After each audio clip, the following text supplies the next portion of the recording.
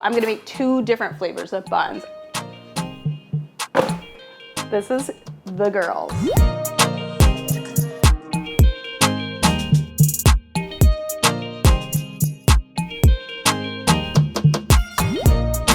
I'm gonna start on this jam. These peaches are from New Jersey. Oh, they're very juicy. I also like they got a little bruised on the journey from the farmer's market to here, but they're lovely and ripe. I just cut these peaches up. These blueberries have been cleaned. They're literally gonna go into this pot with these peaches. I have some fresh ginger juice here. This is coming up to temp. These blueberries are gonna pop. These peaches are gonna start to break down. I have this over low heat right now. I'm gonna turn it up just a little tiny bit just to kind of like let it, kind of help it break down a little bit faster. We're gonna use cornstarch to thicken this. This is bubbling away really nicely. I'm gonna pop some salt in here. I'm gonna add the vanilla, but after I kind of get more towards the end of this higher heat phase, before I add the cornstarch. You can see it's like super liquidy in here now. A lot of this juice has been released. I am going to maybe stress some of you out by the fact of how I'm gonna add this cornstarch, but trust me, it's thickening up. You can see when I run my spatula through it, it very much is like leaving a space. I said I was gonna add the vanilla, but I haven't even added it yet. I'm gonna add it now. This looks done.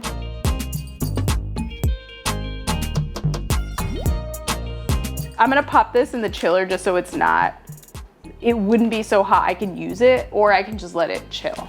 So that's the jam filling. That's what we're gonna use. I'm gonna mix that with, when the dough's ready, I'm gonna spread some ricotta and put that jam on there, and like that's gonna be our filling for that. The next thing I'm gonna do is I'm gonna make like a pesto. In this I've got, as you guys saw, like a couple good handfuls of some basil and some carrot tops. The other thing I'm gonna put in here is some fried shallot. I have a really good friend who is also a cook. He sometimes comes here and uses my kitchen, and he left some fried shallots. So I was like, crunch, texture, flavor. For this pesto, I literally just like shake it till you make it. Like put a little, put a lot, it doesn't matter. Celery seed, super summery to me. I like a lot of black pepper. We'll do salt. Kosher salt, I like a big pinch. Olive oil, a good amount of olive oil. Give this a quick whiz.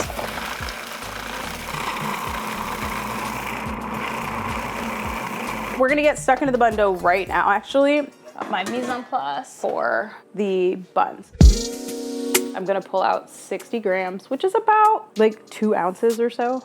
300 grams of this oat milk. I'm gonna pop this onto sort of like medium heat. You really don't want to walk away from this. The less lumps you can get, the better. We're gonna bring this up to about 160 degrees. Now that we have this like lumpy, kind of bumpy base, as you guys can see, like it's all kind of gelatinized. So I'm literally just gonna press this through this, and what's actually gonna happen is what happened when I made my movie magic ones earlier when we were setting up, which is this is actually just gonna stick on the bottom of this strainer. And when I lift this up, you actually see there's nothing in this bowl.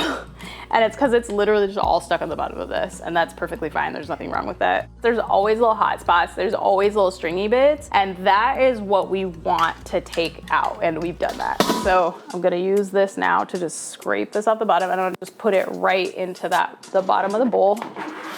You just wanna add everything in the order that it's listed. So it's gonna be sugar, my salt, xanthan yeast. The spectrum is gonna go in. Grapeseed oil, oat milk. See, I just told y'all to add it all in the right order, and then I really just didn't because this was going first, the flour. Should be fine, should be fine. I just gave this like a little bit of a stir, and then I'm gonna add these eggs before I really get this going. I'm gonna pop these eggs in here.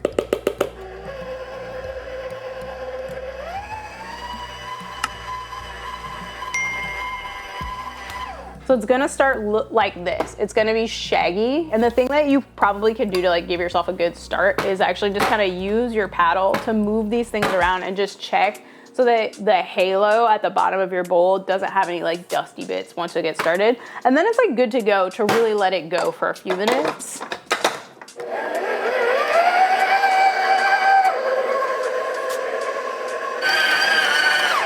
It's just like a lot more homogeneous. It's still shaggy, but this is looking good. Girl. Did you guys hear that? This poor KitchenAid sounds like it might be on its last legs. Ooh, girl. This dough actually looks really nice. It's sticky, but when I kind of like pat it, it wants to be smooth, if that makes sense. It's only shaggy here because it's sticking to this glove, but if I oil my hands, it's very smooth, it's soft and pliable, it's very sticky. I recommend water or oil, either one is totally fine. This is the dough, it's the same dough I just prepared for you guys. This is one that I made earlier. What I'm gonna do is I'm going to press this with my hands and make sure that this is nice and even. I've divided this in two, and each one of these is gonna make 6. You can roll this up, and you can, because this isn't glutinous, you can re-roll it. You definitely wanna use well-oiled or sprayed, heavily sprayed parchment, and I'm gonna show you why in just a second.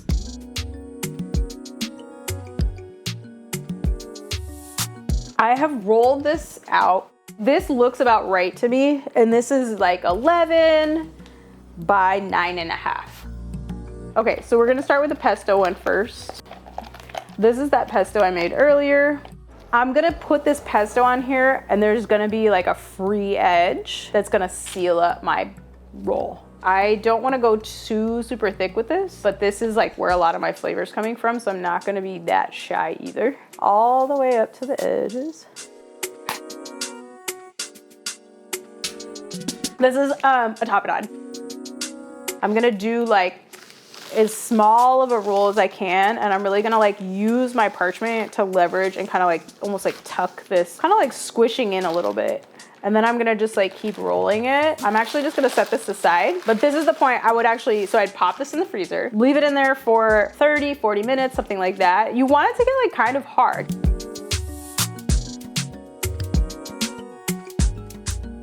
So I'm just doing the same thing. I'm gonna do the jam that I made earlier.